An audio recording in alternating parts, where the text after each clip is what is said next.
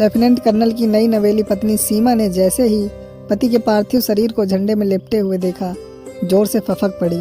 अपने पति के माथे को चूमकर वह बहुत रोई, इतना रोई कि नाक और आंख सिंदूर की तरह लाल हो गए, परंतु उसके माथे की लाली गायब थी। दोनों की शादी के अभी मात्र 6 महीने ही हुए थे। खेलने खाने की उम्र में सीमा विधवा हो गई। अब उसके जीवन में ना कोई रंग था, ना ही रस। उसे लगा जीना बेकार है, आखिर करे तो क्या करे। इसी में वह कई महीनों से मर मर कर जी रही थी। अचानक एक दिन वॉशरूम में लगे आईने ने उसे धिक्कारते हुए कहा, अपनी सूरत तो देख, 25 वर्ष की है और 40 की लगती है। आंखों के पास झुर्रियाँ और बाल सफ़ेद दिख रहे हैं। पढ़ी लिखी होकर अपना ये हाल बना लिया।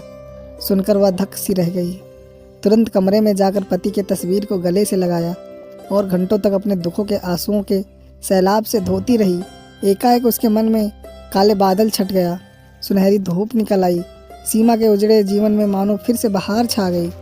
आत्मविश्वास भरे लहजे से उसने पति की तस्वीर से कहा, प्रिय, आपसे वादा करती हूँ कि इस तरह रो रो कर मैं अपना जीवन बर्बाद नहीं करूँगी।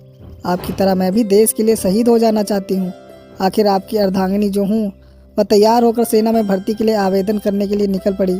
जाते समय उसने अपना चेहरा आईने में फिर से देखा। इस बार आईना मुस्कुराकर उससे जय जवान कह रहा था।